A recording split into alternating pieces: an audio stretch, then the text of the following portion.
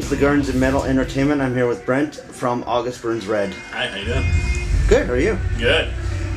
Rescue and Restore came out June of last year. Yep. So I kind of want to ask you, what has been the fans' reaction to the album compared to the last few albums that you guys have done?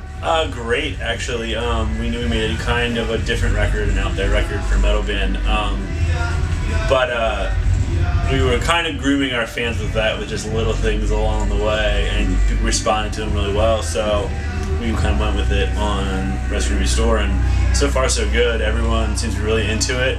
We can play, when we did our headline tour, we were playing 6 or 7 songs off of it in the set, and to be able to play that many songs live and have a great reaction for it, you know your record's doing well. So that's awesome. Yeah, so when the album came out last year, you guys are sort of in the middle or the beginning of Warped Tour, yeah. So I'm sure you guys were playing like a few tracks off that album, so were you getting like a good response, like as far as the live thing? Yeah, absolutely. The songs live are great. Play a couple off of it tonight, and they're some of the best songs in the set, so to have that be the case is awesome. So you've introduced like violins and cellos and like different instruments on this album. Yes. Why is that? I think it just adds a different depth, different dynamic to a record. It helps just to like kind of fatten things up a bit, and it's a different mood. Just another element that we wanted to bring in, like I said, that just adds so much to a song that, and it's not even things that like really stand out, but it's just, you hear it in the background and it just has, like I said, a different, nice mood and good tone. It's awesome. So for you personally, what does the new album do for you? Like, is this like the next step in your sort of progress with the band? I mean, we'll see how it goes from here. Like, we never really set out when we're making a record to like have a certain sound or anything like that. It's kind of what comes out is what we get, kind of thing. Like, it takes us so long to write songs that there isn't just a, hey, let's sit down and write a song. It doesn't happen. So what's the timeline for a typical song? Like 2 weeks, 1 month? It honestly, 6 months? It depends. Nothing going on. Yeah, it depends. It really does.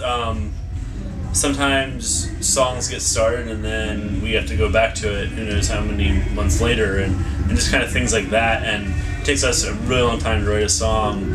There's no like sitting in the studio and writing a song. It doesn't happen. The songs are all done before we get into the studio.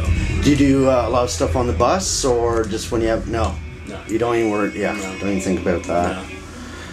No. So tell us a little bit about this tour that you're on right now, Breaking the Walls tour. Yeah. How's that going so far? The tour right now is awesome. Yeah. It's Born of Osiris, Crown of the Empire, We Came as Romans, Us, Then Asking Alexandria. It's a huge lineup. The bill is stacked. Pretty much every single show has been sold out. Every band have played on major stages. Yes. So yeah. Every band is very established and does really well, and for sure it's a big tour. For sure. Probably averaging 2,000 people a night. So that's awesome. Been amazing. So tonight we're at a venue, and you guys have played festivals. What are the comparisons between the two, playing in a venue and playing in festivals? As far as the festival goes, the reason it's fun to play a festival is because there's usually thousands and thousands and thousands of people there. A lot more numbers. Yeah, you walk out and it's a massive crowd, and that feels great. Yeah. But a club show, like, you can't really beat a packed club show. Like, the intimacy, the energy, like the sweat. When you go play at a festival, if there's 10,000 people at the festival, and there's 2,000 people who are super into your set, which is a lot of people would be super into your set, there's 2,000 people, it still doesn't look that great, because 2,000 people out of 10,000 people isn't that big. But if you are playing in a club and there's 2,000 people there all going bonkers, you feel each fan, those 2,000, more intimate and exactly. And whatnot. You can't beat the atmosphere.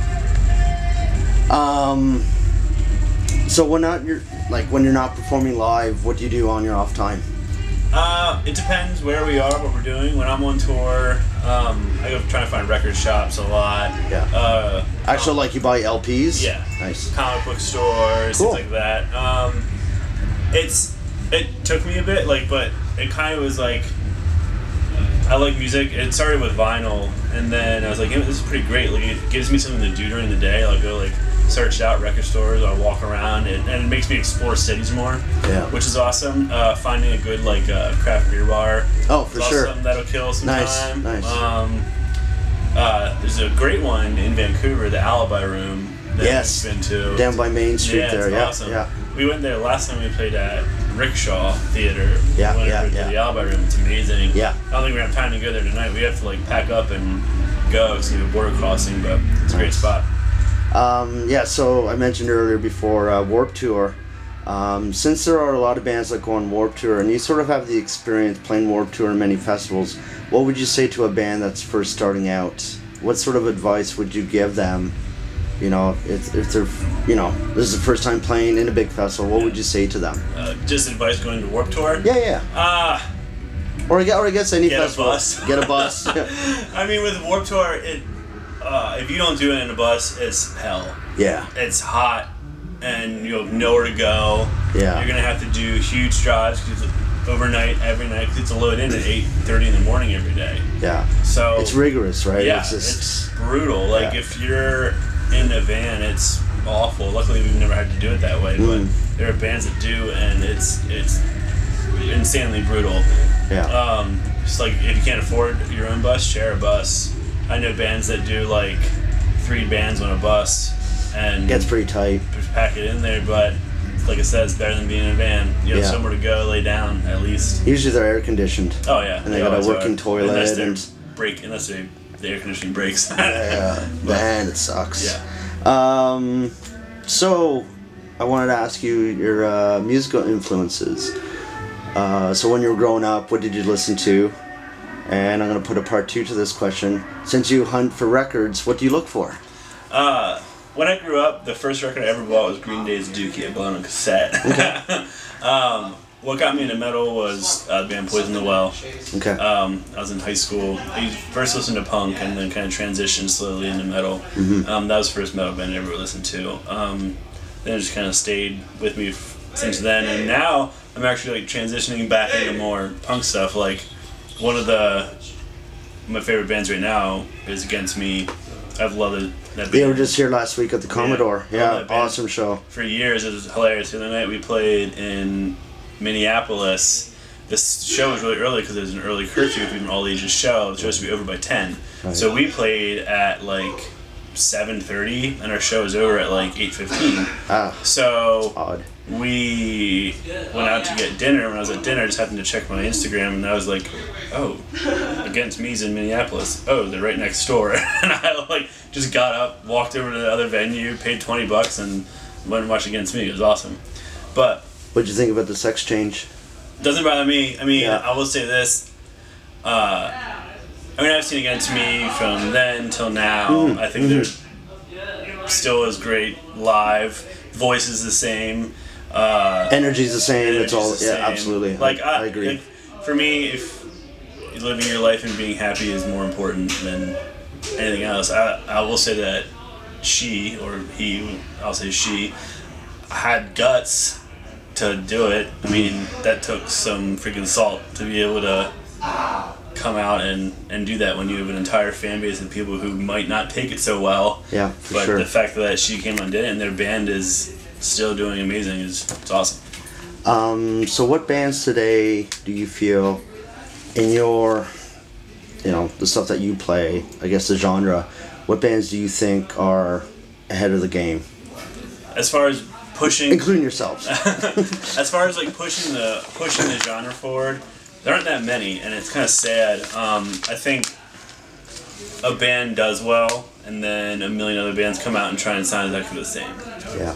There's a huge pattern with that, and it's a shame. I do think Bring Me the Horizon released a great record last year. The album definitely pushes things forward for the genre, which is great, but now you're already seeing bands just trying to copy that exact same thing, and it's kind of sad. Like, the lack of creativity is so big. It's a clone of a clone. Exactly. Yeah. Like, there's very few bands that come out and, like, push a genre forward.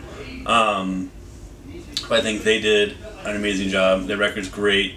I think the band Architects doesn't get enough attention. Yeah, from the UK, right? Yep. Yeah, they're an sure. amazing band. They get completely ignored in America, which sucks. But there's aren't that many. Of course, Between the Buried and Me always is. No one can really compete with them. But I think that you have your people who came out and did it, and they're the ones still doing well. You kind of always tell the people who are pushing the genre, because those are the actual big bands. Yeah. And then you have the rest that kind of just follow along and are, I mean, they'll have their movement and then go away. I don't know. It is sad. There's not much, there's no one pushing the envelope on a regular basis anymore. So hopefully, yeah, I mean, one day one band will, or I mean, like bands like Bring Me the Horizon are trying different things, Yeah. so maybe that is pushing the envelope and, Yeah, exactly. and introducing different instruments and Yeah. not doing the same album, you know, year after year. So I think you just, at some point you gotta say, okay, I'm really sick of the screaming verse and the singing chorus, like, let's get rid of this whole thing. And also, at this point, it is kind of just like, who can be the most disgusting human being on stage, and then it's like a contest for that, and I don't know, it's a shame. all right, man. Let's wrap it up. Cool. Thank you very much for doing this you. with us, and have a great show. Thanks very much. All right, Appreciate it. cheers.